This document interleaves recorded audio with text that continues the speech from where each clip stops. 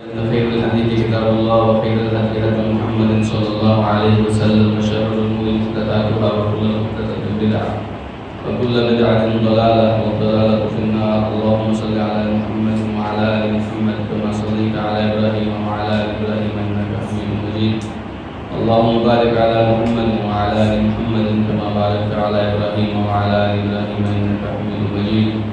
رب اشرح لي صدري ويسر لي امري واحلل عقدة من لساني يفقهوا قولي رب زدني علما. سورۃ توبہ کی آیت نمبر 71 دیکھیے.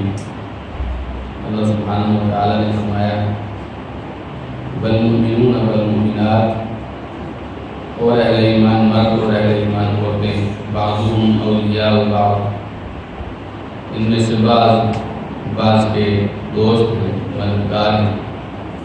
یأمرون بالمعروف،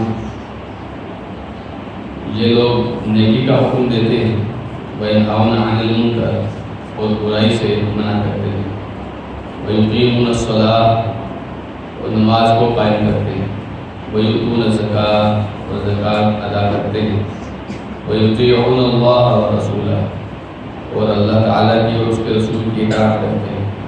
اولئک سیرحمهم اللہ، یہ لوگ ہیں ان قریب اللہ تعالیٰ ان پر رحمت فرمائے گا. ان اللہ عزیز حکیم، یقیناً اللہ تعالیٰ بڑے غلبے والا، بڑی حکمت والا ہے.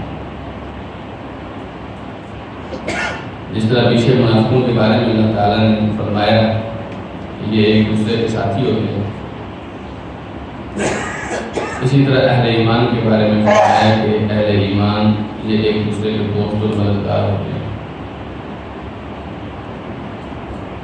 ایسا ایمان اللہ سبحانہ و تعالیٰ کو بڑا پسند ہے جو آدمی کی دلی محبت اور نفرت کی بنیاد ہے، اور اس ایمان کی کوئی حیثیت نہیں ہے جس کی وجہ سے آپ کی محبت اور نفرت کے پیمانے نہ ہوں. اگر آپ کے ایمان ایسے لوگوں کی محبت کی طرف رغبت دلاتا ہے جن کے پاس آپ جیسا ایمان ہے، تو پھر یہ ایمان کسی کام کا ہے. اور اگر یہ ایمان ایسے لوگوں کی محبت، ایسے لوگوں کی الفت، ایسے لوگوں کا ساتھ بالکل اس طرف نہیں جاتا، تو سمجھیے اس ایمان کی حیثیت نہیں ہے. اس لیے کہ اہل ایمان تو ایک دوسرے کے دوست ہوتے ہیں. جب آپ کے پاس بھی وہی نظریہ ہے، آپ بھی اللہ کی وحدانیت پر ایمان رکھتے ہیں، آپ بھی رسول اکرم صلی اللہ علیہ وسلم سے محبت کرتے ہیں، قرآن پر آپ بھی ایمان لاتے ہیں، قرآن کی اطاعت بھی کرتے ہیں، فرشتوں کو بھی مانتے ہیں، آخرت کی بھی آپ کو فکر ہے، تقدیر پر بھی ایمان ہے، اور دوسرا آدمی بھی اسی طرح ہے، لیکن آپ کے دل ایک دوسرے سے نہیں ملتے، یہ ممکن ہی نہیں ہے، بالکل ممکن نہیں ہے. ایسے ہو ہی نہیں سکتا کہ دو مومن ایک دوسرے کے دشمن، اور ایسے مومنوں کو اللہ تعالیٰ پسند ہی نہیں کرتا. بلکہ اللہ سبحانہ و تعالیٰ جب اپنی مغفرت کی بارش برساتا ہے تو فرشتوں سے کہہ دیتا ہے کہ اس آدمی کو معاف نہیں کرنا جس آدمی کی اپنے بھائی کے ساتھ لڑائی ہے.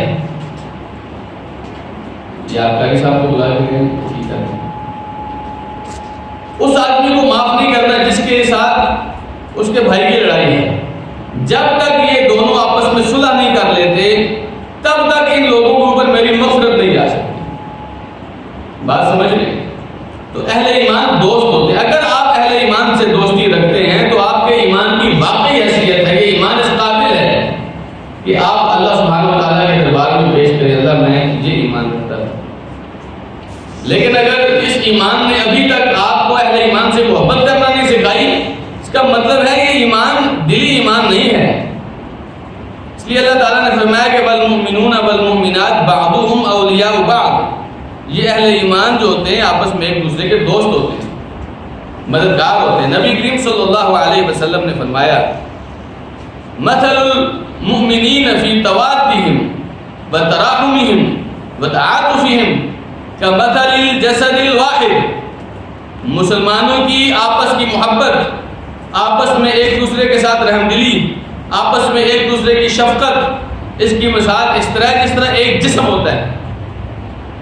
یوں سمجھیے سارے اہل ایمان مل کر ایک جسم بناتے ہیں. اب اس جسم کے کسی حصے میں تکلیف ہوتی ہے، سارا جسم اس تکلیف کو محسوس کرتا ہے. ایسے تو نہیں ہے کہ آپ کے پاؤں کی انگلی کاٹ دی جائے اور آپ کی آنکھوں سے آنسو نہ بہیں. یا تو ایسے ہے کہ آپ مرے ہوئے ہیں تب تو آپ کے پاؤں کو کاٹ دیا جائے تو آپ کی آنکھوں کو کچھ محسوس نہیں ہوگا. لیکن اگر آپ زندہ ہیں تو زندہ ہونے کی نشانی یہ ہے کہ آپ کے پاؤں میں تکلیف ہوگی تو آنکھوں سے آنسو نکلیں گے، آپ کے سر میں تکلیف ہوگی تو پاؤں ڈگمگائیں گے. تو یہ ایک جسم کی مانند ہے سارے اہل ایمان، اور اس میں کوئی تفریق نہیں ہے کہ یہ مومن چین کا ہے، یہ مومن عرب کا ہے، یہ مومن ہندوستان کا ہے، یہ مومن امریکہ کا ہے. ایمان جس کے دل میں بھی ہے یہ سارے کے سارے ایک جسم ہیں. اس لیے فرمایا اگر جسم کے کسی حصے میں تکلیف ہوتی ہے سارا جسم وہ بخار وہ تکلیف محسوس کرتا ہے. یہ اہل ایمان کی نشانی ہے. اور اگر ایسی تکلیف نہیں ہو رہی تو پھر اپنے ایمان کا جائزہ لیجیے، کیونکہ اہل ایمان تو آپس میں دوست ہوتے ہیں. انما المؤمنون اخوہ، پر میں اہل ایمان تو ایک دوسرے کے بھائی ہوتے ہیں. اب یہ کیسے بھائی ہو گئے کہ ایک طرف برما میں مسلمانوں کو کاٹا جا رہا ہے، پتہ ہی نہیں کچھ. شام میں فلسطین میں مسلمانوں کے گھروں کو اجاڑ دیا گیا، اس کو پتہ ہی نہیں کچھ. صرف کس وجہ سے؟ وہ جی میرے بارڈر میں نہیں آتے، وہ باہر ہیں، ہمارا ان کے ساتھ کوئی تعلق نہیں. سبحان اللہ. اللہ تعالیٰ نے یہ بارڈر تو نہیں بنائی، اللہ تعالیٰ نے تو ایمان دیا آپ کو. اگر ایمان ہے آپ کے پاس تو پھر تو تکلیف محسوس ہونی چاہیے جی. اور اگر ایمان نہیں ہے تو پھر سمجھیے کہ میری کیا حیثیت ہے. پھر اہل ایمان کے بغیر تو آپ اور میری کوئی حیثیت نہیں. اس لیے نبی کریم صلی اللہ علیہ وسلم نے فرمایا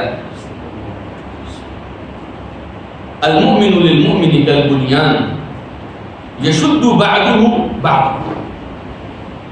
یہ مومن دوسرے مومن کے ساتھ اس طرح ہوتا ہے جیسے ایک عمارت ہوتی ہے. ایک اینٹ دوسرے اینٹ کے ساتھ، وہ تیسری کے ساتھ، وہ چوتھی کے ساتھ اس طرح جڑی ہوتی ہے کہ ان میں سے ایک لکیر کو، ایک اینٹ کو نکال دیا جائے تو ساری عمارت منہدم ہو سکتی ہے کیونکہ وہ کچی ہو جائے گی. تو یہ مومن بھی ایک دوسرے کی عمارت کی طرح کہیں نہیں، یہ ایک دوسرے کو مضبوط کرتے ہیں، ایک دوسرے کو کمزور نہیں کرتے ہیں. یشد بعضہ بعضا، یہ عمارتیں ایک دوسرے کو، عمارت کی ہر اینٹ دوسرے کے لیے مضبوطی کا باعث بنتی ہے. تو اسلامی معاشرے کے اندر، اہل ایمان کے معاشرے کے اندر یہ ایک دوسرے کو مضبوط کرتے ہیں. افسوس کی بات یہ ہے کہ یہاں معاشرہ مسلمانوں والا ہے لیکن ایک دوسرے کو کمزور کرنے کے علاوہ کوئی کام نہیں کیا جاتا. تو یہ اپنے ایمان کو پھر چیک کیجئے کہ کہیں میرے ایمان میں مسئلہ تو نہیں ہے.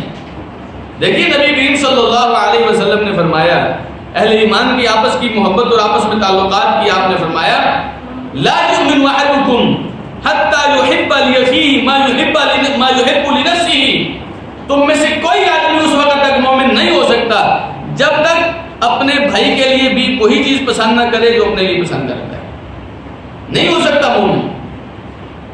تو اگر آپ کو لگتا ہے کہ میرے پاس کچھ اچھا ہونا چاہیے اور میرے بھائی کے پاس کچھ اور کم تر ہونا چاہیے تو پھر اللہ کے رسول صلی اللہ علیہ وسلم کی حدیث یہ ہے کہ وہ مومن نہیں ہے جو اپنے لیے وہی چیز پسند نہ کرے جو اپنے بھائی کے لیے پسند کرتا ہے، یا اپنے بھائی کے لیے وہ چیز پسند نہ کرے جو اپنے لیے پسند کرتا ہے.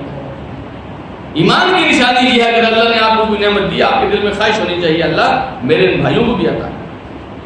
اگر اللہ سبحانہ و تعالیٰ نے آپ کے اوپر اپنا فضل و کرم کیا ہے تو آپ کے دل کی دعا ہونی چاہیے اللہ میرے مسلمان بھائیوں کو بھی عطا کر. تو اگر آپ کے دل میں یہ خواہش ہوتی ہے تو پھر ایمان ہے، وغیرہ رسول اکرم صلی اللہ علیہ وسلم نے فرمایا یہ ایمان والے لوگ نہیں ہیں. قیامت کے دن اللہ سبحانہ و تعالیٰ اعلان کرے گا، اور اعلان جانتے کیا ہوگا؟ نبی علیہ السلام نے فرمایا اللہ تعالیٰ اعلان فرمائے گا وجبت محبتی للمتحابین فیہ.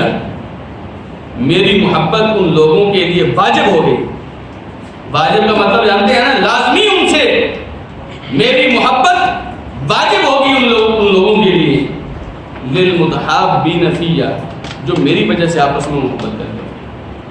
اللہ کی وجہ کیا ہے؟ جو لوگ اللہ کے مطیع اور فرما بردار ہیں ان کی آپس کی محبت ہے. جو دو لوگ عقیدے توحید میں ایک جیسے ہیں ان کی آپس کی محبت ہے. جو لوگ رسول اکرم صلی اللہ علیہ وسلم کی غلامی میں باقی لوگوں سے ممتاز ہیں ان کی آپس کی محبت ہے. وجبت محبت للمتحابین فیہ والمتزاورین فیہ. میری وجہ سے ایک دوسرے کے گھر جاتے ہیں، ایک دوسرے کی زیارت کرتے ہیں. بڑے افسوس کی بات ہے ہمارے معاشرے نے ایک دوسرے کے لیے دروازے بند کر دیے ہیں. کوئی گھر میں مہمان چلا جائے اس کو گھر بٹھاتے ہوئے تردد کا شکار ہوتے ہیں. تو نبی علیہ الصلوۃ والسلام نے فرمایا اللہ تعالیٰ فرماتا ہے میری محبت ان لوگوں کے لیے لازم ہے جو میری وجہ سے ایک دوسرے کی زیارت کرتے ہیں. والمتجالسین فیہ، میری وجہ سے ایک دوسرے کے ساتھ مل کے بیٹھتے ہیں، اور کوئی وجہ نہیں.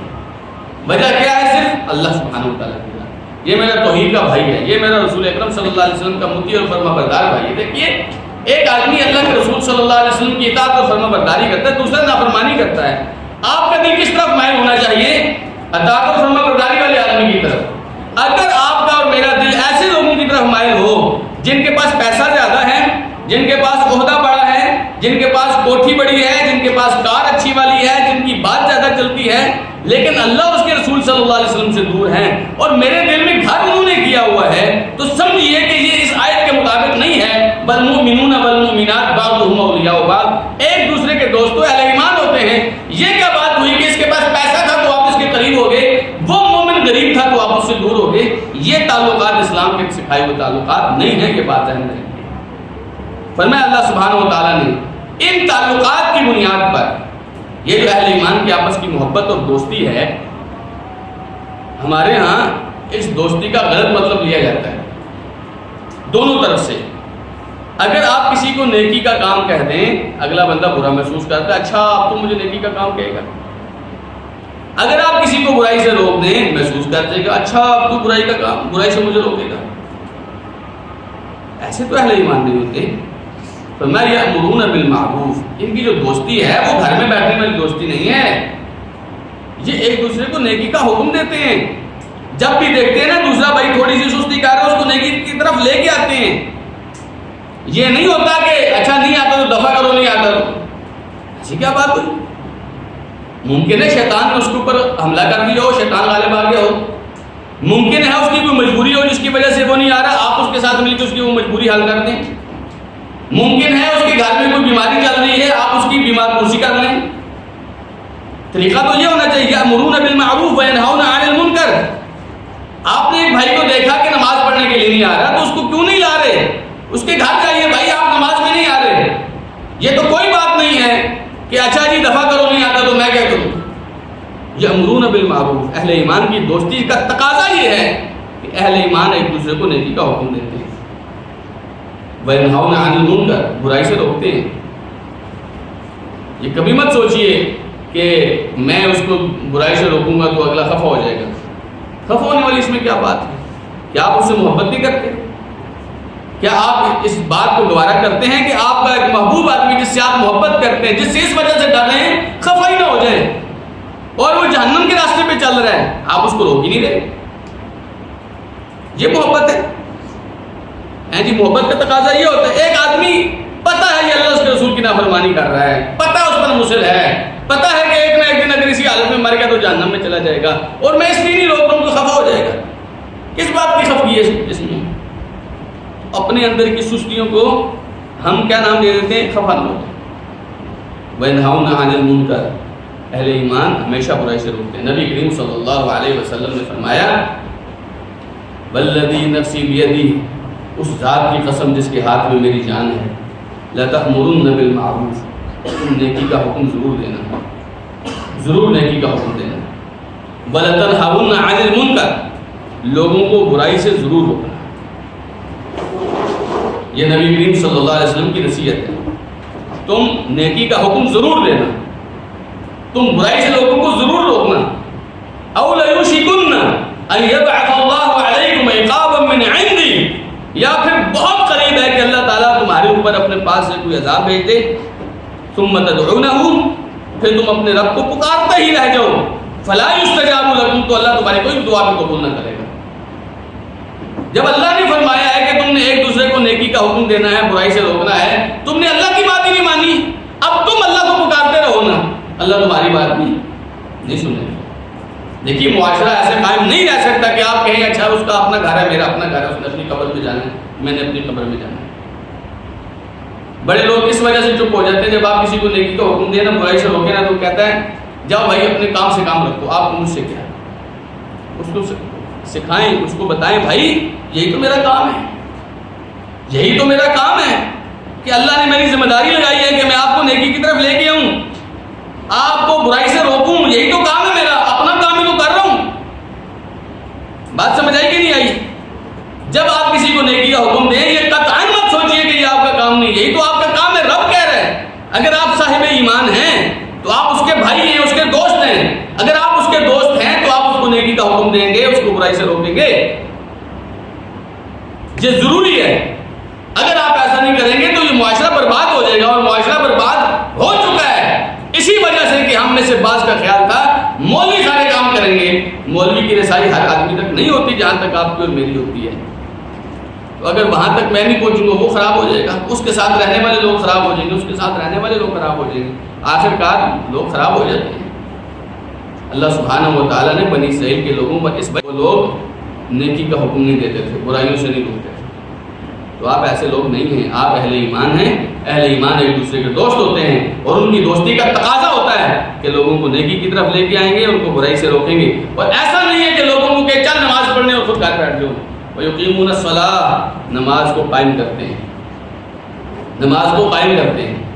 یہاں دونوں ترجمے سامنے رکھیے، ایک ہے نماز کو ادا کرنا، آپ اپنے طور پر نماز ادا کیجئے، یہ بھی نماز قائم کرنے کا حصہ ہے، لیکن ایک یہ ہے کہ اپنے آپ کو نماز کے نظام میں لائیے۔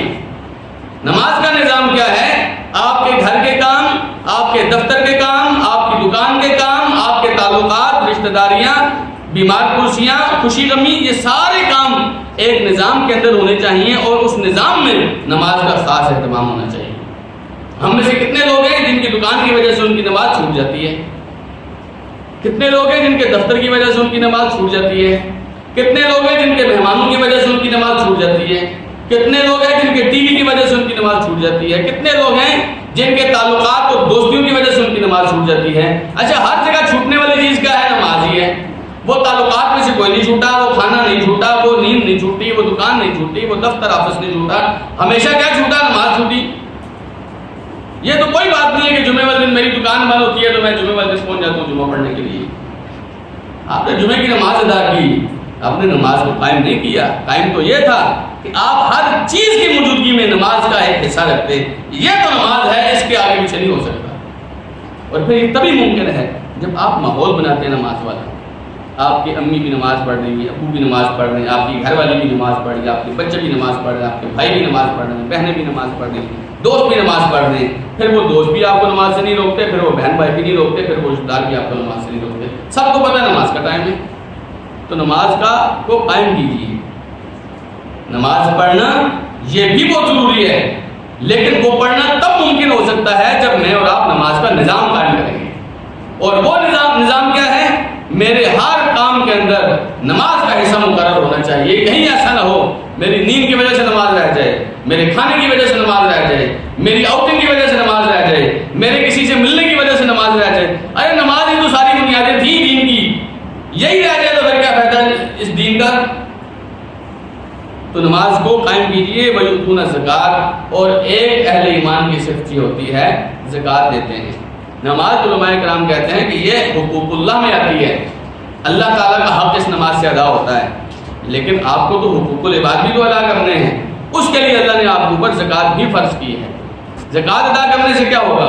ایک تو آپ کا مال پاک ہوتا رہے گا، آپ کے مال میں جو میل کچیل گندگی ہے وہ صاف ہوتی رہے گی، آپ کا مال پاک ہوتا رہے گا۔ دوسرا فائدہ یہ ہے، آپ کے معاشرے کے وہ لوگ جو مالی طور پر بدحال ہیں، پریشان ہیں، اور اس پریشانی کی وجہ سے وہ لوگوں سے مانگنے پر مجبور ہیں، وہ لوگ کم سے کم اپنے پاؤں پر کھڑے ہو جاتے ہیں جب آپ زکوٰۃ اس کی حقداروں تک پہنچاتے ہیں۔ تیسرا فائدہ یہ ہوتا ہے، جب آپ کسی بھائی کے ساتھ مدد کرتے ہیں زکوٰۃ کی صورت میں، وہ بھائی آپ سے محبت کرتا ہے، تو بات وہی ہے، اہل ایمان ایک دوسرے کے دوست ہوتے ہیں، محبت کرتے ہیں آپس میں، تو اس تعاون کے ساتھ وہ آپ سے محبت کرتا ہے۔ اچھا، اگر وہ اس وجہ سے نمازوں میں سست تھا، اب آپ اس کو نماز کے لیے کہیں گے تو وہ نماز بھی انشاءاللہ پڑھنے کے لیے آئے گا، کیونکہ اب آپ کا ہاتھ اس کے اوپر ہے۔ بات سمجھ آ رہی ہے؟ تو زکوٰۃ بھی آپ ادا کریں۔ تو یہ 4 صفات بیان کی اللہ سبحانہ و تعالیٰ نے، اور 5ویں صفت جو عمومی صفت ہے وہ یہ ہے وَيُطِيعُونَ اللَّهَ وَرَسُولَهُ، سارے معاملات میں اللہ اس کے رسول کی اطاعت کو ہاتھ سے نہیں جانے دیتے۔ ایسا نہیں ہوتا کہ ایک آدمی نمازیں تو پوری پڑھتا ہے لیکن اخلاق کے اندر اللہ اس کے رسول صلی اللہ علیہ وسلم کی نافرمانی کرتا ہے، کچھ لوگ ایسے ہیں جو اخلاق ان کے بڑی میٹھے ہوتے ہیں، لیکن نمازوں وغیرہ کے بارے میں ان کا ذہن یہ ہوتا ہے کہ دین تو سارے لوگوں کے ساتھ اخلاق کا ہے۔ تو ہمیشہ یاد رکھیے جتنے بھی آپ نیکی کے کام کریں اس میں سب سے بڑا کام یہ ہے اللہ اس کے رسول صلی اللہ علیہ وسلم کی اطاعت۔ اسی اطاعت کے ذریعے آپ ایک دوسرے سے محبت کرتے ہیں، اسی اطاعت کی وجہ سے ایک دوسرے کے ساتھ آپ دوستی کرتے ہیں، اسی اطاعت کی وجہ سے نیکی کا حکم دیتے ہیں، برائی سے روکتے ہیں، اطاعت اللہ اس کے رسول صلی اللہ علیہ وسلم کی کرتے ہیں۔ یہ 5 صفات اگر ہیں، فرمایا اللہ سبحانہ و تعالیٰ نے اولئک سیرحمهم اللہ، یہ وہ لوگ ہیں جن پر عنقریب ان کا اللہ رحم فرمائے گا۔ اور یہ وہ رحمت ہے جس کی تلاش کے لیے ہم سر کھپاتے رہتے ہیں، یہ وہ رحمت ہے جس کی تلاش کے لیے ہم کبھی اعتکاف کرتے ہیں، کبھی لیلۃ القدر کی تلاش کرتے ہیں، کبھی روزے رکھتے ہیں، سب اس لیے کہ اللہ تعالیٰ ہم پر رحم فرما لے۔ اور اگر اللہ سبحانہ و تعالیٰ نے رحم فرما دیا پھر سمجھیے ہم دنیا میں بھی کامیاب ہیں اور آخرت میں بھی کامیاب ہیں۔ یہ وہ رحمت ہے جس کی تلاش میں ہم لگے رہتے ہیں۔ اولئک سیرحمهم اللہ، ان لوگوں پر قریب اللہ رحمت فرمائے گا۔ ان اللہ عزیز حکیم، یقیناً بلا شک اللہ سبحانہ و تعالیٰ بڑے غلبے والا ہے، بڑی حکمت والا ہے۔ یہ باتیں اس نے ایسے نہیں فرمائی ہیں، بڑی حکمت کے تحت اللہ سبحانہ و تعالیٰ نے حکم دیے۔ آیت نمبر 72 دیکھیے، وعد اللہ المؤمنین، اللہ تعالیٰ نے وعدہ کیا اہل ایمان مردوں کے ساتھ، والمؤمنات اور ایمان والی عورتوں کے ساتھ، جنات، جنتوں کا، تجری من تحتها الانہار، ان جنتوں کے نیچے نہریں بہتی ہیں، خالدین فیہا، ان جنتوں میں وہ ہمیشہ رہیں گے، ومساکن طیبۃ، اور پاکیزہ مسکنوں کی اللہ سبحانہ وتعالیٰ نے وعدہ کیا فی جنات عدن، جنات عدن کے اندر، عدن والی جنت کے اندر، ورضوان من اللہ اکبر، اور اللہ تعالیٰ کی رضا یا رضوان یہ تو سب سے بڑی ہے، ذالک هو الفوز العظیم، یہ ہی سب سے عظیم کامیابی ہے۔ تو یہ اللہ تعالیٰ کا وعدہ ہے، جس طرح اللہ تعالیٰ نے پہلے اہل ایمان کے بارے میں بتایا یہ 5 کام کرتے ہیں، ان اہل ایمان سے اللہ سبحانہ و تعالیٰ نے وعدہ کیا ہے جنتوں کا، اور یہ جنتیں اللہ سبحانہ و تعالیٰ نے ایسی بنائی ہیں کہ اہل ایمان سے فرمایا ہے کہ فلا تعلم نفس ما اخفی لهم من قرۃ اعین، کسی کو نہیں پتہ اس کی آنکھوں کی ٹھنڈک کے لیے اللہ نے کیا کیا بنا رکھا ہے، جزاء بما کانوا یعملون، یہ بدلہ ہے جو وہ عمل کرتے رہے۔ تو جب آپ نے اللہ سبحانہ و تعالیٰ کی فرما برداری کی تو اللہ کا وعدہ ہے جنتوں کا۔ جنتیں کون سی؟ تجری من تحتها الانہار، ان کے نیچے نہریں بہتی ہیں۔ فرمایا ومساکن خالدین فیہا، ہمیشہ ان کے اندر رہیں گے۔ یہ 2-4 دنوں کی بات نہیں ہے۔ اطاعت کب کتنی کرنی ہے؟ میں نے بالغ ہونے کے بعد مرنے تک اللہ تعالیٰ کی اطاعت کرنی ہے۔ اس دوران اگر آدمی پاگل ہو جائے تو پاگل ہونے کے بعد اس کے اوپر اطاعت فرض نہیں ہے۔ اسی طرح اس دوران اگر آدمی سو جاتا ہے تو سوتے ہوئے بھی آدمی کے اوپر اطاعت فرض نہیں ہے۔ اسی دوران اگر آپ سے خطا ہو گئی ہے تب بھی اللہ سبحانہ تعالیٰ نے آپ کو معاف کر دی ہے، غلطی سے ہو گئی ہے، خطا ہوگی، جان بوجھ کر نہیں ہوگی، اللہ تعالیٰ نے آپ کو معاف کر دیا۔ لیکن یہ جو تھوڑا سا عرصہ حیات ہے اس دوران آپ کی زندگی آپ کے رب کے طریقے کے مطابق گزرنی چاہیے۔ اگر اللہ کے طریقے کے مطابق گزرے گی تو وہ جنتیں آپ کو ملیں گی جن کے نیچے نہریں بہتی ہیں، اور اس تھوڑے سے عرصے کی اطاعت کے بدلے میں آپ کو ہمیشہ کی جنت ملے گی۔ ایسا نہیں ہے کہ میں نے 40 سال کی زندگی میں اللہ تعالیٰ کی اطاعت کی ہے تو اللہ تعالیٰ مجھے 40 سال جنت دے گا، پھر وہ 40,000 40 لاکھ 40 کروڑ سال کی جنتیں بن جائے گی جب آپ اس تھوڑے سے عرصے میں اطاعت کریں گے۔ اور اللہ تعالیٰ تو اتنا مہربان ہے بندے کے اوپر۔ ایک آدمی آیا نبی کریم صلی اللہ علیہ وسلم کے پاس، آ کر کہنے لگا مجھے بتائیں میرے اوپر دین میں کیا فرض ہے؟ آپ نے فرمایا کہ اللہ اس کے رسول صلی اللہ علیہ وسلم کی گواہی دو، اس نے گواہی دی۔ کہنے لگا اور کیا فرض ہے؟ آپ نے فرمایا نمازیں فرض ہیں۔ کہنے لگا اور کیا فرض ہے؟ آپ نے فرمایا روزے فرض ہیں، زکوٰۃ فرض ہے، حج فرض ہے۔ جب یہ چیزیں اس نے سن لی تو کہنے لگا کہ اللہ کی قسم لا ازید علی ھذا ولا انقص، اللہ کی قسم اس سے اوپر نہیں میں کروں گا اور اس میں کمی نہیں کروں گا۔ وہ چلا گیا اور جانے کے بعد نبی کریم صلی اللہ علیہ وسلم نے فرمایا افلح ان صدقہ، اگر اس نے سچ بولا ہے یہ کامیاب ہو گیا۔ اس نے صرف ان چیزوں کا بات ہے۔ ایک اور آدمی نبی کریم صلی اللہ علیہ وسلم کے پاس آیا، نبی اسلام نے جب اس کو اسلام قبول کرایا تو کہنے لگا کہ میں کدھر جاؤں، جہاد پہ جاؤں؟ آپ نے فرمایا جہاد ہو رہا ہے، جہاد پہ جاؤ۔ جہاد پہ گیا، جاتے ہی شہید ہو گیا۔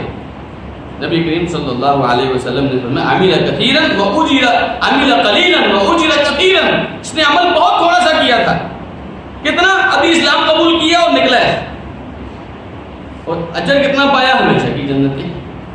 کیا خیال ہے یہ سودا کو گھاٹے کا نقصان کا سودا ہے؟ تو میں اور آپ پھر پیچھے کیوں؟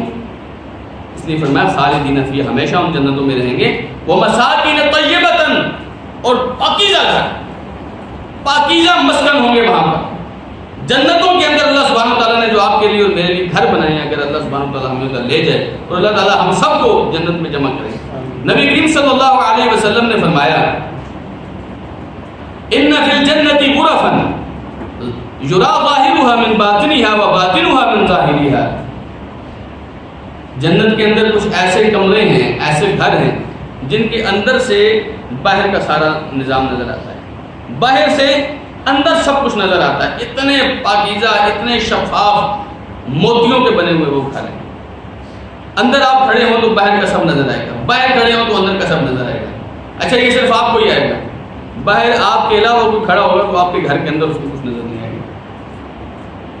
صحابہ کرام نے پوچھا یا رسول اللہ یہ کس کو ملیں گے؟ نبی علیہ السلام نے فرمایا لمن اطاب الکلام واطعم الطعام وادام الصیام وصلی باللیل والناس نیام، جس آدمی نے اپنی زبان میٹھی کر لی، اپنا کلام اچھا کر لیا، اس کے کلام سے کسی مسلمان کو تکلیف نہیں ہو رہی، اور لوگوں کو کھانا کھلاتا ہے، روزے ہمیشہ رکھتا ہے، اور رات کے اس پہر جب لوگ سو رہے ہوتے ہیں یہ اپنے رب کو منا رہا ہوتا ہے، نماز پڑھ رہا ہوتا ہے۔ چار چیزیں بتائیں، لمن اطاب الکلام، جس نے اپنی زبان میٹھی کر لی، زبان اچھی کر لی، اس کی زبان سے لوگوں کو تکلیف نہیں ہو رہی۔ نبی کریم صلی اللہ علیہ وسلم نے ایک اور حدیث میں فرمایا نا من یضمن لی ما بین لیہ وما بین رجلیہ اضمن لہ الجنہ، جو مجھے ان دو جبڑوں کے بیچ میں جو زبان ہے اس کی گارنٹی دے دے، اور دو ٹانگوں کے بیچ میں جو شرمگاہ ہے اس کی گارنٹی دے دے، فرمایا میں اسے جنت کی گارنٹی دیتا ہوں۔ تو یہاں پہ نبی علیہ السلام نے کیا فرمایا؟ جس نے کلام اچھا کر لیا، جس نے لوگوں کو کھانا کھلایا، جس نے روزے ہمیشہ رکھے، اور جس نے جو ہے رات کے اس پہر جب لوگ سو رہے ہوتے ہیں نماز پڑھی، اس کو یہ جنت ملے گی جس کے اندر سے باہر اور باہر سے اندر نظر آتا ہے۔ ایسے گھروں کی بات ہو رہی ہے، وہ مساکن طیبۃ، پاکیزہ مسکن۔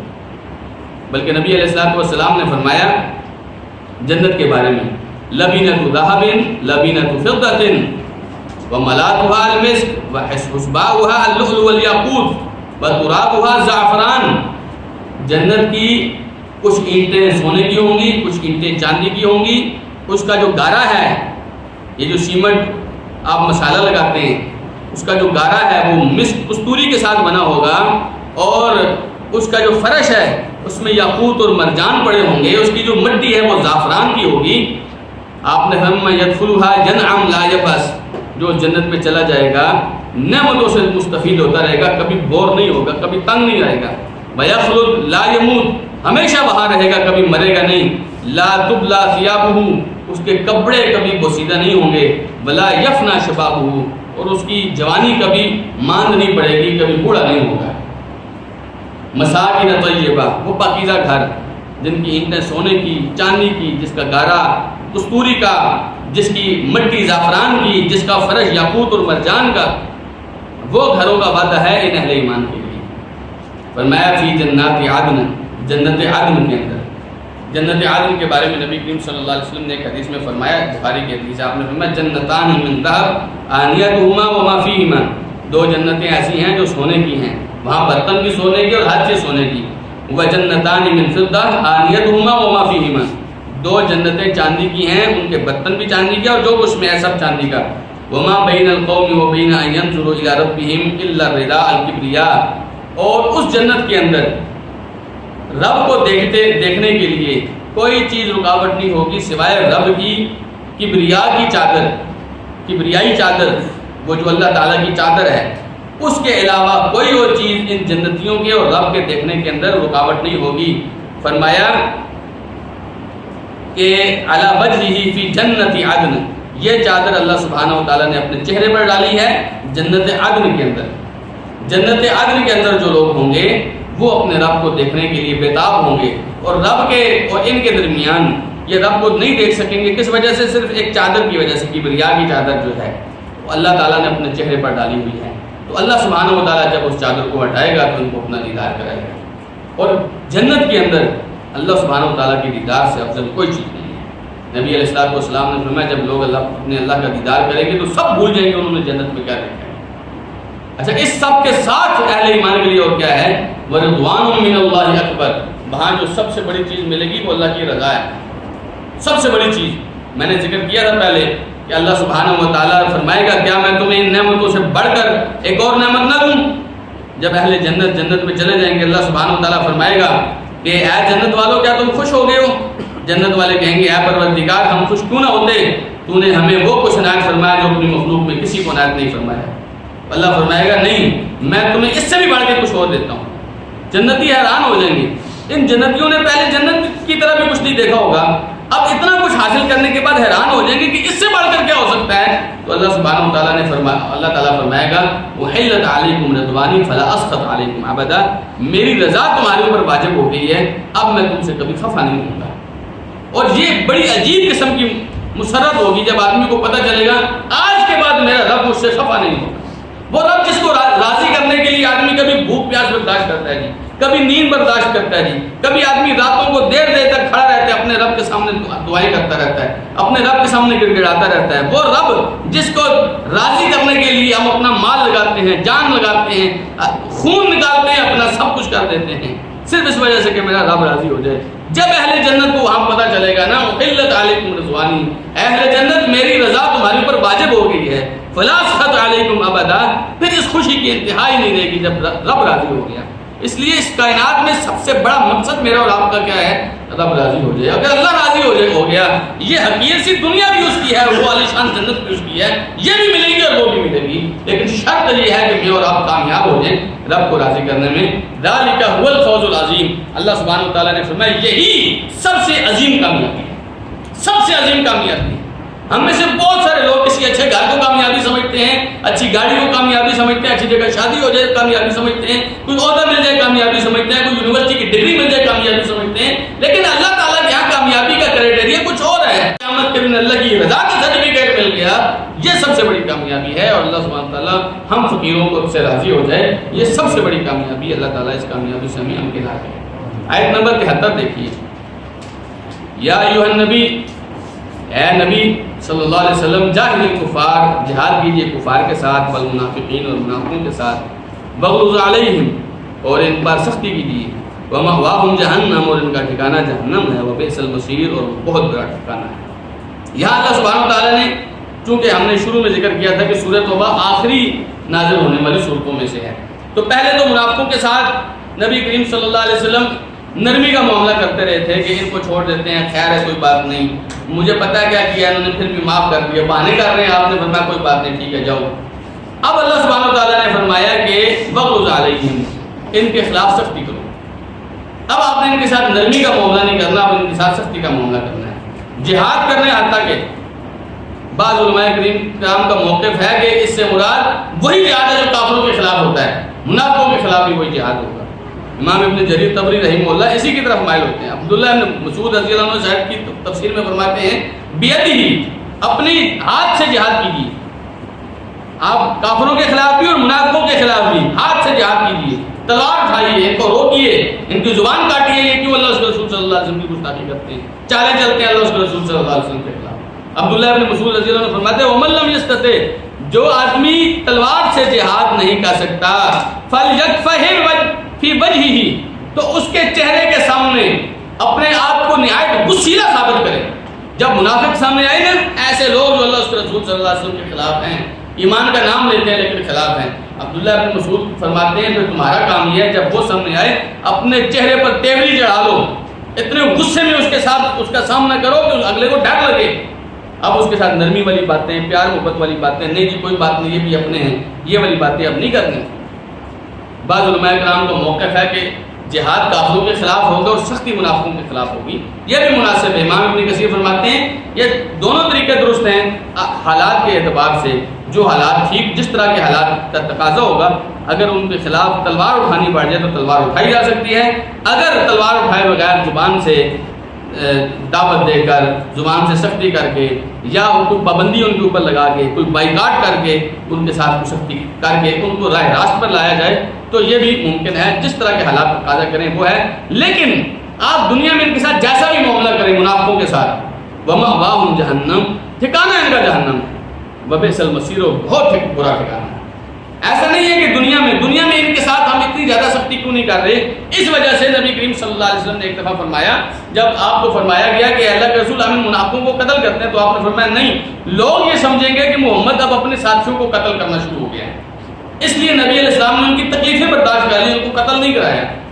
ہمارے ہاں کچھ جذباتی لوگ ایسے ہوتے ہیں جو کہتے ہیں بس یہ حکومت کے خلاف چڑھ جاؤ، یہ منافق ہے پکے، تو ایسے لوگوں کے خلاف جہاد کرنے کا حکم دے دیتے ہیں، لیکن ایسا نہیں ہے۔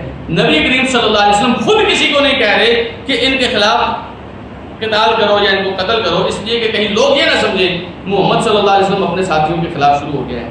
تو آج ہم رسول اکرم صلی اللہ علیہ وسلم کو رسوا کرنے کے لیے بچ گئے ہیں کہ اپنے مسلمانوں کے اوپر بم پھاڑتے چلے جائیں، اپنے مسلمانوں کی مسجدوں کو برباد کرتے چلے جائیں، خود کچھ حملے کرتے چلے جائیں، اس لیے کہ یہ منافق ہیں، یہ کافر ہیں، انہوں نے کافروں کے نظام کو بنایا ہوا ہے، انہوں نے یہودیوں کی غلامی اختیار کی ہوئی ہے، یہ سارے فتوے لگا کے ہم ان لوگوں کو مارتے چلے جائیں۔ نہیں، نبی کریم صلی اللہ علیہ وسلم فرماتے تھے کہیں لوگ یہ نہ سمجھیں محمد صلی اللہ علیہ وسلم اپنے ساتھیوں کو مار رہا ہے۔ تو آج لوگ یہی سمجھ رہے ہیں مسلمان آپس میں لڑ رہے ہیں، مسلمان آپس میں لڑ رہے ہیں۔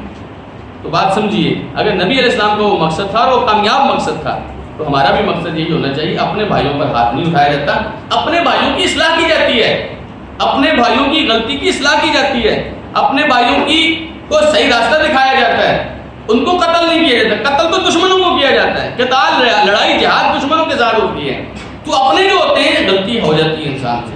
اگر آپ کسی کو دیکھیں کہ اس سے غلطی ہو گئی ہے، مثلا آپ کے جسم کے کسی حصے سے کچھ غلطی ہوگی یا آپ کے ہاتھ میں کچھ غلط کر دیا، پاؤں سے کچھ غلطی ہوگی، کہیں ٹھوکر لگی تو آپ پاؤں کاٹ دیتے ہیں، ایسا نہیں ہوتا اپنے لوگوں کے خلاف، اپنے لوگوں کی اصلاح ہوتی ہے تاکہ وہ صحیح ہو جائیں، اور اگر وہ صحیح ہو جائیں تو پھر ہمارے اپنے انشاءاللہ۔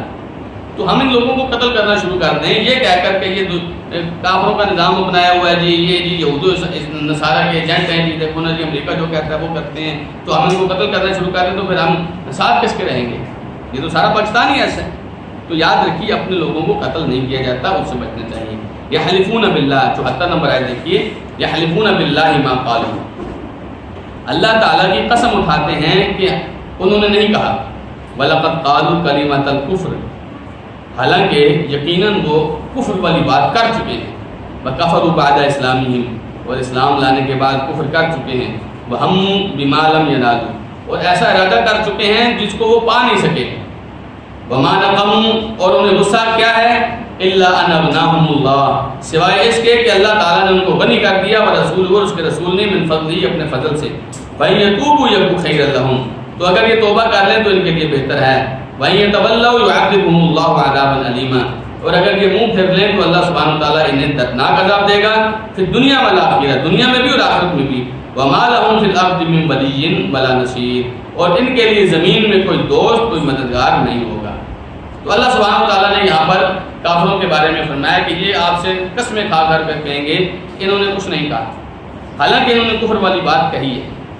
یہ اصل میں ایک واقعے کی طرف اشارہ ہے، بخاری مسلم میں بھی ہے اور دیگر کتابوں میں بھی تفصیل کے ساتھ ہے۔ زید بن ارقم رضی اللہ عنہ کہتے ہیں ایک لڑائی تھی تو میں نے عبداللہ بن ابی سے سنا، عبداللہ بن ابی کہہ رہا تھا کہ لا تنفقوا علی من عند رسول اللہ حتی ينفضوا، یہ اس کا تذکرہ یہ والی آیت سورہ منافقون کے اندر 28ویں پارے کے اندر ہے کہ محمد رسول اللہ صلی اللہ علیہ وسلم کے ساتھیوں پر خرچ نہ کرو یہاں تک کہ یہ لوگ بکھر جائیں، آپ سے ہٹ جائیں۔ لازمی بات ہے جب یہ لوگ آپ ان کو زکوٰۃ صدقات خیرات جو آپ کے ساتھی ہیں جو مستحق لوگ ہیں ان کو نہیں دیں گے تو یہ لوگ آپ سے فاقے کر کے غریبی کی وجہ سے بھاگ جائیں گے، اپنے کام کاج میں لگ جائیں گے، تو اس لیے وہ کہتا تھا ان کے اوپر خرچ نہ کرو یہاں تک کہ سارے بکھر جائیں۔ تو زید بن ارقم کہتے ہیں اس نے یہ بات کہی تو میں نے کہا کہ میں آیا رسول اللہ، اور پھر ایک اور بات کہی، اس نے کہنے لگا کہ ہم جب مدینے پہنچ جائیں گے تو ہم کیونکہ مدینے والے لوگ ہیں، عزت دار لوگ ہیں، یہ تو باہر سے آئے ہیں تو یہ ذلیل لوگ ہیں، تو ہم عزت دار لوگ ان ذلیلوں کو مدینے سے نکالیں گے۔ یہ غالباً غزوہ تبوک سے واپسی کی بات ہے، تو کہنے لگا کہ ہم ان کو نکالیں گے۔ جب یہ زید بن ارقم رضی اللہ عنہ نے یہ بات نبی کریم صلی اللہ علیہ وسلم کو بتائی، نبی علیہ السلام نے عبداللہ بن ابی ان کے ساتھیوں کو بلایا کہ ادھر، جب ان کو بلایا ان سے پوچھا تم نے یہ بات کہی تو کہنے لگے نہیں کی۔ اب زید بن ارقم رضی اللہ عنہ نے آگے بتایا، نبی علیہ السلام ان سے پوچھنا ہے کہ کہتے اللہ کی قسم نہیں کی، تو نبی کریم صلی اللہ علیہ وسلم کے سامنے انہوں نے زید بن ارقم کو جھوٹا ثابت کیا۔ زید بن ارقم چھوٹے بچے تھے، اب بچے عام طور پہ انشاءاللہ جھوٹ نہیں بولتے، خاص طور پہ مسلمانوں کے بچے۔ تو زید بن ارقم رضی اللہ عنہ کہنے لگے کہ اس وقت مجھے اتنی پریشانی ہوئی، اتنی پریشانی، کہتے ہیں کبھی میں اتنا پریشان نہیں ہوا چھوٹی بچپن کی عمر میں، جب ان کے دل کو اتنا بڑا دھچکا لگا کہ یہ بڑے بڑے لوگ، منافق لوگ پاؤں پہ جھوٹ بول رہے ہیں، مکر گئے ہیں اپنی بات سے اور مجھے جھوٹا ثابت کر رہے ہیں۔ کہنے لگے میں بہت پریشان ہوں. میرے چچا نے مجھے کہا بھی کہ تو نے ایسی بات کیوں کہی کہ تجھے جھوٹا ہونا پڑ گیا. تو کہتے ہیں جب میں اتنا پریشان ہوا تو اللہ سبحانہ و تعالیٰ نے سورہ منافقون اتاری اور ان کی ساری باتیں اللہ سبحانہ و تعالیٰ نے بتائی.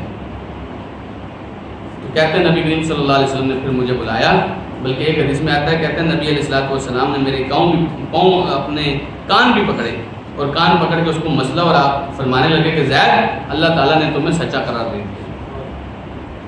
چھوٹے بچے تھے لیکن اللہ تعالیٰ کو اپنے اس چھوٹے سے بچے کی, اپنے اس مومن بندے کی یہ تکلیف اللہ سبحانہ و تعالیٰ نے گوارا نہیں کی, اور اللہ سبحانہ و تعالیٰ نے قرآن کی آیت نازل فرمائی. اس وجہ سے کہ یہ کافر, یہ منافق لوگ جھوٹ بول رہے ہیں اور یہ بچہ سچ بول رہے ہیں.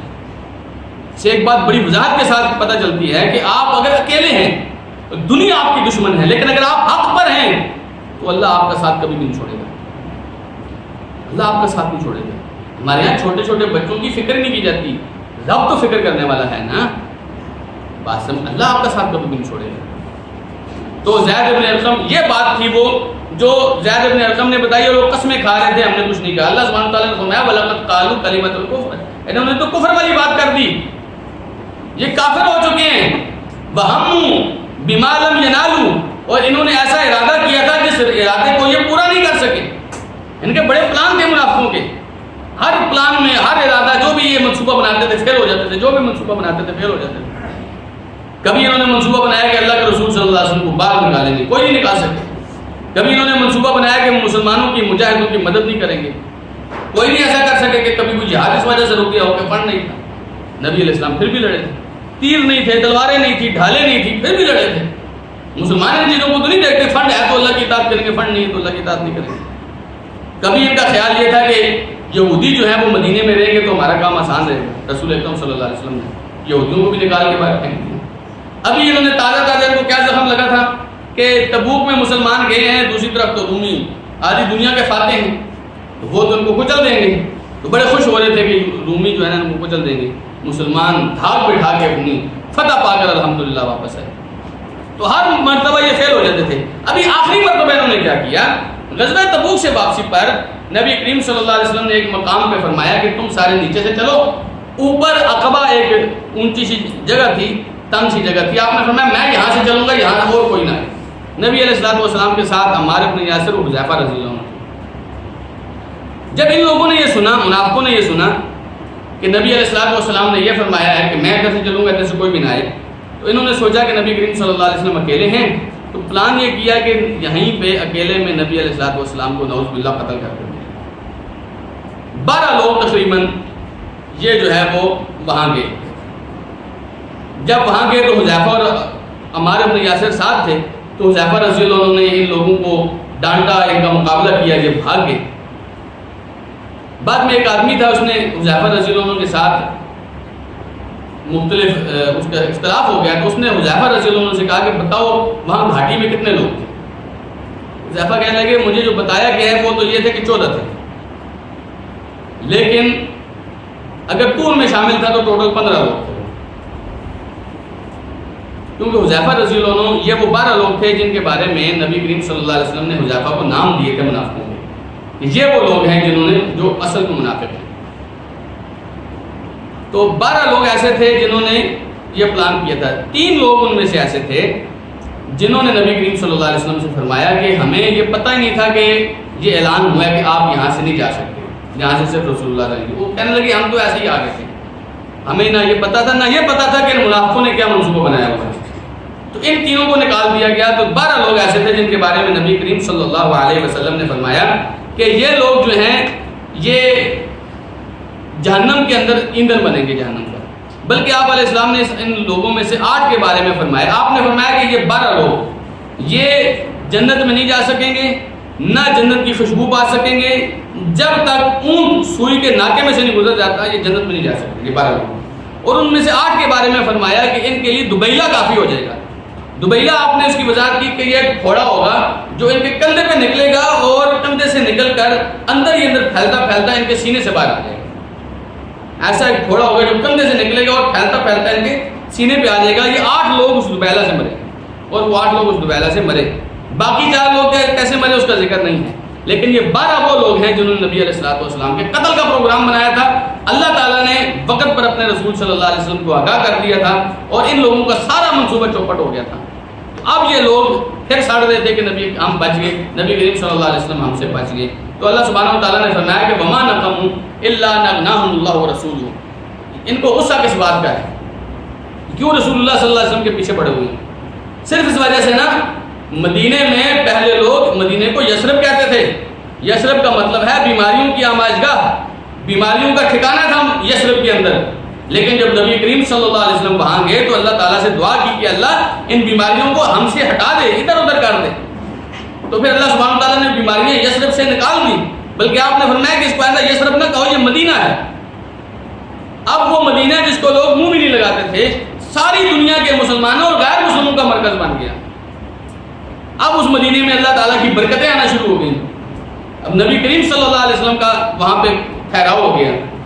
اب ان کو غصہ اس بات پہ ہے کہ جس مدینے کو کوئی پوچھتا بھی نہیں تھا, وہ مدینہ اب اس کے اندر ہلچل مچ گئی, وہ لہلہا رہا ہے, وہ اب الحمدللہ اس کے اندر مال و دولت آ رہے ہیں, لوگ امیر ہو رہے ہیں. اس بات کا ان کو ڈر ہے. فَإِن يَتُوبُوا جب خَيْرٌ لَّهُمْ, اب بھی فرمایا اگر یہ لوگ توبہ کر لیں تو ان کے لیے بہتر ہے. اب بھی توبہ کر لیں, اتنی تکلیفیں اذیتیں دینے کے بعد پھر بھی توبہ کر لیں, پھر ان کے لیے بہتر ہے. وَإِن يَتَوَلَّوْا يُعَذِّبْهُمُ اللَّهُ عَذَابًا أَلِيمًا فِي الدُّنْيَا وَالْآخِرَةِ. لیکن اب بھی اگر یہ منہ پھیر کے جائیں گے, اللہ دنیا میں بھی ان کو دردناک عذاب دے گا, آخرت میں بھی ان کو دردناک عذاب دے گا. وَمَا لَهُمْ فِي الْأَرْضِ مِن وَلِيٍّ وَلَا نَصِيرٍ. دنیا میں زمین میں ان کا کوئی مددگار نہیں ہوگا, کوئی دوست ان کا نہیں ہوگا. آج تلک آپ کو کوئی ایسا بندہ نہیں ملے گا جو کہتا ہوگا کہ میں عبداللہ بن ابی کا چاہنے والا ہوں. جو لوگ بھی عبداللہ بن ابی کا نام لیتے ہیں وہ منافقوں اور ملعونوں میں ان کا نام لیتے ہیں, کبھی کوئی اس کی تعریف نہیں کرتا ہے. یہ دنیا میں تھوڑا عذاب ہے, جبکہ اس کے مقابلے میں مکے کا وہ در یتیم جس کے بارے میں اللہ سبحانہ تعالیٰ نے فرمایا ورفعنا لک ذکرک, دنیا میں جہاں آدمی یہ صدا لگاتا ہے اشہد ان لا الہ الا اللہ, وہاں ضرور کہتا ہے اشہد ان محمد رسول اللہ. تو اللہ سبحانہ تعالیٰ نے دنیا میں اپنے پیغمبر کو جو انعام دیا وہ دیا, اور ان منافقوں کو جو سزا دی, آج تک لوگ ان کے اوپر لعنتیں بھیجتے ہیں, ان کی تعریف کوئی بھی نہیں کرتا. کبھی آپ کسی کو یہ فخر سے نہیں کہتے دیکھے ہوں گے میں عبداللہ بن ابی کی الحمدللہ اولاد میں سے, ایسے کوئی بھی نہیں کرتا. جھوٹے طور پہ لوگ سید بن جاتے ہیں, رسول اکرم صلی اللہ علیہ وسلم کی اولاد میں سے بن جاتے ہیں جھوٹے, سچے لوگ بہت کم ہیں. لیکن لوگ جھوٹ موٹ اپنی نسبت ان کی طرف کرتے ہیں, پھر اس کے اوپر بھی پورا نہیں ہوتا, پھر بھی زکاتیں چندے کھاتے رہتے ہیں. تو بات آپ دیں گے, آخرت میں بھی دیں گے, زمین میں آپ ان کا کوئی دوست نہیں دیکھیں گے, اور کوئی ان کا مددگار نہیں ہوگا زمین میں. کوئی یہودی کوئی عیسائی ان کی مدد کرے, ایسا کچھ بھی نہیں ہوتا. اس لیے آج بھی اگر آپ کا پاکستان اللہ تعالیٰ نے نعمتوں سے بھر رکھا ہے تو اللہ سبحانہ تعالیٰ کا شکر ادا کرنا چاہیے. افسوس کی بات یہ ہے کہ آج تک ہمارے پاکستان میں اللہ اس کے رسول کی اطاعت و فرمانبرداری والا نظام قائم نہیں ہو سکا. آج تک ہم نے وہ جو کہا تھا نا ہم نے پاکستان کا مطلب کیا, لا الہ الا اللہ, وہ لا الہ الا اللہ ابھی تک قائم نہیں ہو سکا. ابھی تک ہمارے ہاں شرک کے اڈے اور شرک رواج پاتا چلا جا رہا ہے, اہل توحید کو کچلا جا رہا ہے. تو یہ اسی طرح کی بے وفائیاں ہیں جس طرح منافقوں نے کی تھی مسلمان ہونے کے بعد. تو آج بھی اگر ہم توبہ نہیں کریں گے, توبہ کر لیں گے تو آج بھی بہتر ہے, لیکن توبہ نہیں کریں گے, دنیا میں کوئی امریکہ, کوئی اسرائیل, کوئی انڈیا ہمارے کام نہیں آئے گا. دنیا میں کوئی ہماری لاشیں اٹھانے کے لیے بھی نہیں آئے گا. یہ طے شدہ بات ہے. منافق اس دور میں بھی ملعون تھے, اس دور میں بھی ملعون ہیں. بلکہ شیخ عبدالعزیز طریفی ایک سعودی عرب کے بہت بڑے عالم میں کہتے ہیں اس دور کے منافق تو اور زیادہ خطرناک ہیں. وہ لوگ تو چھپ کے منافقت کرتے تھے, یہ تو علی الاعلان منافقت کرتے ہیں. وہ لوگ تو چھپتے ہوتے تھے کہیں کسی کو پتہ نہ چل جائے. یحذر المنافقون, منافق ڈر رہے ہیں. ہم نے پڑھا نا پچھلی آیت میں, منافق ڈر رہے ہیں کہ کہیں اللہ تعالیٰ بتا. یہ لوگ تو ڈرتے بھی نہیں ہیں ظالم. تو یاد رکھیے کہ آج بھی اگر یہ لوگ توبہ نہیں کریں گے, ان کا انتظار کر رہے ہیں اللہ تعالیٰ کا عذاب, دنیا میں بھی اور آخرت میں بھی. اور دنیا میں ان کا کوئی مددگار نہیں ہوگا, کوئی دوست نہیں ہوگا جو کہے کہ میں ان کو پناہ دوں گا. اللہ سبحانہ تعالیٰ محفوظ رکھے. جنرل پرویز مشرف بڑی تکبر کے ساتھ کہا کرتا تھا کہ ہم ساری قوم کو ٹنڈا نہیں بنا سکتے شریعت نافذ کر کے. آج دیکھ لیجیے اس کا کیا حال ہے. کوئی امریکہ کوئی اس کا ساتھ نہیں دے رہا, اکیلا بیچارہ گونگیاں مارتا رہتا ہے. تو آج بھی توبہ کر لے, رب کا دروازہ توبہ کا آج بھی کھلا ہے. لیکن اگر نہیں کرے گا تو دنیا میں بھی اس کا کوئی ساتھی نہیں اور آخرت میں بھی اس کا کوئی ساتھی نہیں ہے. فرمایا ومنہم, آیت نمبر 75 دیکھیے اور 76, ومنہم من عاہد اللہ, ان میں سے کچھ ایسے ہیں جن کا اللہ سے وعدہ تھا, لئن آتانا من فضلہ, اگر اس نے اپنے فضل سے ہمیں عطا کر دیا, لنصدقن, ہم ضرور صدقہ کریں گے, ولنکونن من الصالحین, اور ضرور ہم نیک لوگوں میں سے ہو جائیں گے. فلما آتاهم من فضله، پھر جب اس نے اپنے فضل میں سے ان کو عطا کر دیا، بخیلوا به، تو بخل کرنے لگے، کنجوسی کرنے لگے، وتولوا، اور منہ پھیر لیا، وهم معرضون، اور مڑ کر چل دیے۔ بات سمجھ آتی؟ پہلے اب میں آپ کو کہاں تک بتاؤں کہ ہمارے اندر بھی منافقوں والی صفتیں پائی جاتی ہیں۔ پہلے یہ لوگ اللہ تعالیٰ سے دعائیں کر رہے ہیں، اللہ تو اپنے فضل سے عطا کر، ہم تیرے دین کے لیے لگائیں گے۔ غریبی تھی نا، اللہ تعالیٰ سے دعائیں مانگ رہے ہیں۔ اب جب اللہ تعالیٰ نے ان کو فضل عطا کر دیا، اب اللہ تعالیٰ نے ان کے گھر بھر دیے، ان کی جھولی بھر دی، اب یہ بخیل ہو گئی، ٹکا اللہ کے راستے میں خرچ نہیں کرتے۔ ہم میں سے کتنے لوگ ہیں جن کا کام کاروبار نہیں ہوتا تو یہ سوچ رہے ہوتے ہیں، اللہ تعالیٰ سے دعائیں کر رہے ہوتے ہیں، اللہ میں بھی تیرے راستے میں دیتا، میرے پاس بھی ہوتا۔ اب جب اللہ تعالیٰ نے ان کو دے دیا تو کنجوس بن جاتے ہیں کہ نہیں دینا، مولوی صاحب میرے پاس تو وسعت ہی نہیں، کیسے دیں گی کہ ہمارے گھر میں مسائل اتنے، پہلے کھانے کے لیے نہیں ہوتا تھا، لیکن اس وقت اللہ تعالیٰ سے دعائیں کرتے تھے، باتیں کرتے تھے۔ فرمایا انہوں نے اب جب اللہ نے دے دیا تو یہ لوگ منہ پھیر کے چلے گئے، مسجد میں بھی نہیں آتے، مسجد میں بھی نہیں آتے کہ چندہ ہی نہ مانگ لیں ہیں جی۔ تو یہ ان منافقوں کی صفت تھی، یہ صفت اختیار نہیں کرنی چاہیے۔ فرمایا اللہ سبحانہ وتعالیٰ نے فَأَعْقَبَهُمْ نِفَاقًا فِي قُلُوبِهِمْ، آیت نمبر 77 میں دیکھیے، اللہ تعالیٰ نے بدلے میں ان کے دلوں میں نفاق ڈال دیا، اِلَى يَوْمِ يَلْقَوْنَهُ، اس وقت تک جب تک یہ اللہ تعالیٰ سے ملاقات کریں گے، یعنی مرنے تک ان کے دلوں میں نفاق باقی رہے گا۔ بِمَا أَخْلَفُوا اللَّهَ مَا وَعَدُوهُ، اس وجہ سے جو انہوں نے اللہ کے ساتھ وعدہ خلافی کی، وَبِمَا كَانُوا يَكْذِبُونَ، اور اس وجہ سے جو یہ جھوٹ بولتے ہیں، انہوں نے اللہ کے ساتھ جھوٹا وعدہ کیا اور وعدہ خلافی کی انہوں نے۔ تو جب اللہ تعالیٰ کے ساتھ وعدہ خلافی کی، دیکھیے عام بندے کے ساتھ نبی علیہ السلام نے کیا فرمایا کہ منافق کی 4 نشانیاں ہیں۔ اذا وعد اخلف، جب وعدہ کرتا ہے تو خلاف ورزی کرتا ہے۔ واذا اؤتمن خان، جب اس کے پاس امانت رکھی جاتی ہے تو کیا کرتا ہے؟ خیانت کرتا ہے۔ واذا حدث کذب، جب بات کرتا ہے تو جھوٹ بولتا ہے۔ واذا خاصم فجر، جب جھگڑا ہو جاتا ہے تو گالی گلوچ کرتا ہے۔ تو پہلی صفت کیا ہے کہ واذا وعد اخلف، جب وعدہ کرتا ہے تو وعدہ خلافی کرتا ہے۔ یہ عام آدمی کے ساتھ آدمی اگر وعدہ خلافی کرتا ہے تو اس کے اندر منافقت کی ایک صفت ہے۔ جب اللہ سے کیا ہوا وعدہ اس کی خلاف ورزی کی تو اللہ تعالیٰ نے ہمیشہ کے لیے ان کے دلوں میں نفاق ڈال دیا، قیامت تک مرنے تک یہ لوگ منافق ہی رہیں گے۔ فرمایا وَبِمَا كَانُوا يَكْذِبُونَ، اس وجہ سے بھی یہ جھوٹ بولتے ہیں، ان کے دل میں پہلے یہ تھا کہ اگر اللہ نے دیا تو اللہ کے راستے میں نہیں دیں گے۔ اگر آپ سچے دل سے ارادہ کرتے ہیں تو اللہ سبحانہ وتعالیٰ دینے سے پہلے آپ کو اجر دیتے ہیں، یہ اللہ تعالیٰ کی مہربانی ہے۔ اگر آپ ارادہ کر لیں کہ اللہ میرے پاس پیسے ہوں تو میں تیرے راستے میں خرچ کروں گا، ابھی آپ کے پاس نہیں بھی آئیں گے تو آپ کو خرچ کرنے کے برابر اجر ملے گا، یہ بات جان رکھیے۔ لیکن اگر اللہ پہلے ہی آپ کی نیت یہ ہو اللہ دے گا تو نہیں خرچ کروں گا، تو پھر تو اللہ سبحانہ وتعالیٰ نے آپ کو پکڑنا ہے۔ اس لیے فرمایا علم یعلمون، کیا انہیں پتہ نہیں ہے، مطلب جھوٹے باتیں کرنے کی کیا ضرورت ہے؟ علم یعلمون، کیا انہیں علم نہیں ہے، ان اللہ یعلم سرهم ونجواهم، کہ اللہ سبحانہ وتعالیٰ جانتا ہے ان کی مخفی باتوں کو بھی، ان کی سرگوشیوں کو بھی، وان اللہ علام الغیوب، اور اللہ سبحانہ وتعالیٰ غیب کو خوب جاننے والا ہے۔ جب تمہیں یہ پتا ہے کہ اللہ جانتا ہے تو پھر اللہ سبحانہ وتعالیٰ کے ساتھ اس طرح ڈرامہ بازی کرنے کی کیا ضرورت ہے؟ اللہ کے ساتھ جھوٹ بولنے کی کیا ضرورت ہے؟ اللہ کے ساتھ وعدہ خلافی کرنے کی کیا ضرورت ہے؟ اللہ سبحانہ وتعالیٰ کے سامنے تو کم سے کم سچے رہو۔ لیکن یہ سب بھول جاتے ہیں، جب شیطان غالب آتا ہے نا انسان کے اوپر، انسان بھول جاتا ہے کہ میرا اللہ مجھے دیکھ رہا ہے۔ اللہ تعالیٰ نے کتنے مقامات پر فرمایا لم یعلم بان اللہ یرا، اس کو اتنا پتہ نہیں کہ اللہ اس کو دیکھ رہا ہے، لیکن انسان کر جاتا ہے۔ تو آپ ہمیشہ یہ سوچیے، منافق یہ بھول جاتے ہیں کہ جب نافرمانیاں کرتے ہیں وہ بھول جاتے ہیں کہ اللہ ہمیں دیکھ رہا ہے۔ تو مومن کیا ہوتا ہے؟ مومن ہمیشہ یاد رکھتا ہے۔ پھر بھی کبھی شیطان اس کی آنکھوں کو اندھا کر دیتا ہے، غلطی ہو جاتی ہے، پھر آنکھیں کھل جاتی ہیں اس کی، اللہ سے آگے توبہ کر لیتا ہے۔ لیکن اگر منافق ہے اس کی آنکھیں نہیں کھلتی، فَأَعْقَبَهُمْ نِفَاقًا، اللہ سبحانہ وتعالیٰ نے نفاق ڈال دینا فِي قُلُوبِهِمْ إِلَىٰ يَوْمِ يَلْقَوْنَهُ، دلوں میں اس وقت تک نفاق ڈال دے گا جب تک آپ کے اللہ سے ملاقات نہیں ہوتی۔ تو اس وقت سے پہلے اللہ سے توبہ کر لینی چاہیے۔ میں کبھی کسی کو نہیں کہتا، اپنے آپ کو بھی نہیں کہتا کہ ہم میں سے کوئی گناہ نہیں کرتا، ہم سب گناہ کرتے ہیں، نافرمانیاں کرتے ہیں، لیکن اگر ان گناہ کرنے اور نافرمانیوں کرنے کے بعد ہم منافقوں کی طرح مصر ہو جائیں اور توبہ نہ کریں تو پھر اللہ سبحانہ وتعالیٰ قیامت تک ہمیں منافق بنا کے رکھے گا۔ لیکن اگر ہم اہل ایمان کی طرح توبہ کر لیں اور اللہ اپنے فرشتوں سے کہے اسے پتہ ہے کہ میرا رب مجھے معاف کر دے گا، میں نے معاف کر دیا، تو اللہ سبحانہ وتعالیٰ ایسے فقیروں کو معاف کر دیتا ہے جن سے گناہ ہو جاتا ہے اور وہ توبہ کر لیتے ہیں۔ الا من تاب وآمن وعمل عملا صالحا، اگر آپ توبہ کر لیں، ایمان لیں اور نیک اعمال شروع کر لیں، فاولئک یبدل اللہ سیئاتہم حسنات، پھر اتنا نہیں کہ آپ کا گناہ معاف کر دے گا بلکہ ان گناہوں کی بجائے اللہ تعالیٰ نیکیاں لکھ دے گا کہ یہ گناہ ہے آپ نے، لیکن اللہ کیا لکھ دے گا؟ میرے اس بندے نے نیکیاں کی ہیں، یہ لکھو۔ اس کی مہربانی ہے. اللہ سبحانہ و تعالیٰ مجھے اور آپ کو جو کچھ کہا ہے جو کچھ سنا ہے عمل کرنے کی توفیق عطا فرمائے. جزاکم اللہ خیر. وآخر دعوانا ان الحمد للہ.